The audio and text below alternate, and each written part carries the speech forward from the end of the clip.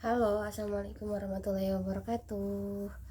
Bertemu lagi dengan saya, Linda Handayani, dalam channel Ribetnya Jadi Perempuan. Ya, seperti biasa, dengan mukena kita akan diskusi. Kali ini saya mau membahas sedikit tentang ribetnya jadi perempuan dalam suasana perceraian ya.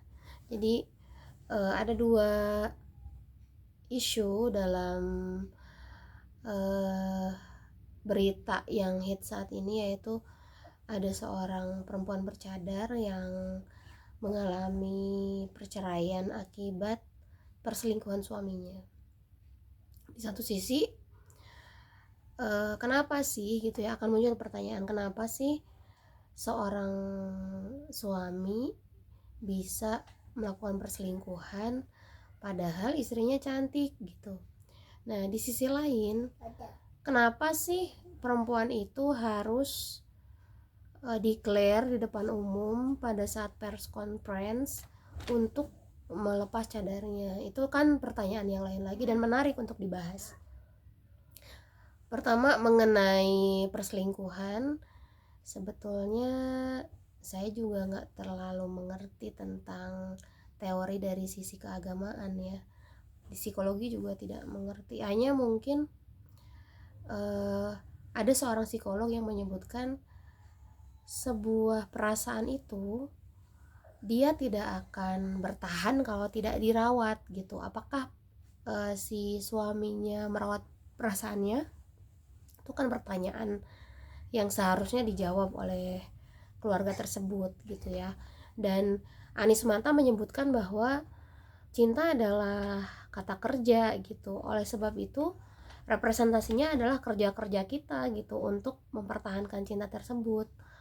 Oleh sebab itu, kalau kita memang sebagai seseorang yang menikah atau sepasang suami istri berharap bahwa cinta tidak berat, ya tidak mungkin karena dia adalah kata kerja gitu kan. Di sisi lain juga di awal-awal pernikahan mungkin ada perasaan gitu ya, ini kok demanding banget gitu ya, demanding banget pernikahan ini, atau kok hidup sama dia tuh susah banget gitu, atau menyesuaikan diri sama dia tuh kok susah banget gitu. Iya, di satu sisi cinta adalah kata kerja ya, dia tidak akan berarti apa-apa tanpa sebuah effort dari kita gitu. Di sisi lain, bagi seorang muslim, Allah sudah menetapkan bahwa pernikahan adalah ibadah gitu ya, ibadah sepanjang hayat mungkin kalau orang yang sudah menetapkan diri untuk menikah. Jadi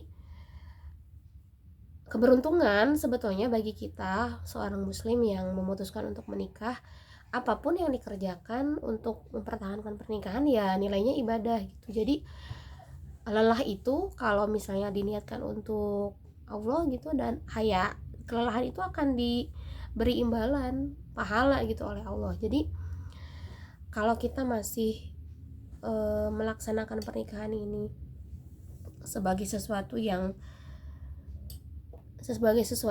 berkaitan hanya dengan perasaan, kayaknya sih rugi gitu, seperti itu.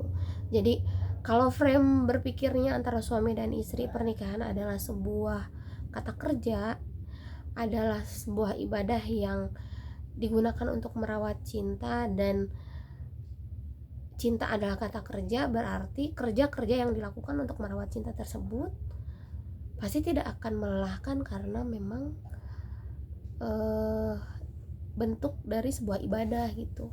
Apapun yang dilakukan ya ada apa ya namanya, feedbacknya dari Allah berupa pahala, seperti itu. Kemudian yang kedua adalah tentang sang istri yang memutuskan untuk melepas cadarnya di depan umum. Saya sendiri sebagai seorang perempuan yang tidak bercadar dan sempat meneliti tentang cadar, adalah seseorang, bagi saya cadar itu tidak wajib. Memang cadar itu tidak wajib, dan memang jadi wajib bagi orang yang dapat memungkinkan untuk menjadi fitnah bagi laki-laki gitu. Saya membaca sih di salah satu story, sorotan story artis tersebut ya, bahwa memang dia bercadar untuk menjaga dirinya dari pandangan laki-laki. Dan sebetulnya memang pantas beliau bercadar karena sangat cantik orangnya ya, dan ini berdampak pula ke laki-laki yang melihat beliau membuka cadar gitu ya. Coba cek deh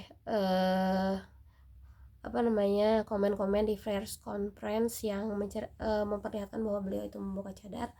Pasti banyak sekali komentar laki-laki yang menyebutkan, wah cantik banget gitu, kenapa suaminya selingkuh kayak gitu ya. Dan ternyata memang dia pun menyebutkan bahwa untuk jadi pelakor gitu ya, syaratnya bukan cantik tapi nggak tahu diri gitu kan. Seperti itu. Mungkin dampaknya adalah beliau membuka cadar di depan umum itu membuat frame bahwa ada ya orang yang melepas cadar setelah perceraian, atau ada ya orang yang melepas cadar demi mencari nafkah untuk keluarganya gitu. Padahal sebetulnya banyak di luar sana orang yang bercadar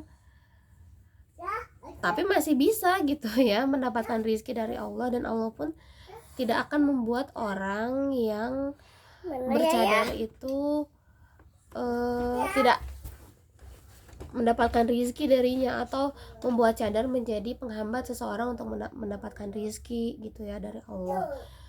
Tidak mungkin aturan yang Allah tetapkan itu membuat hambanya tertahan rezekinya, seperti itu. Jadi PR-nya adalah apa? Pantaskan diri kita untuk jadi perempuan yang bisa mencari rezeki sendiri gitu. Jangan bergantung sama suami. Biar walaupun kita bercadar, kita bisa dapat gaji sendiri gitu. Itu pentingnya pendidikan menurut saya ya, atau skill. Kalau punya skill enggak bergantung sama suami. Kalau punya skill nggak usah buka cadar untuk punya rezeki gitu ya. Sekian dari saya. Wassalamualaikum warahmatullahi wabarakatuh.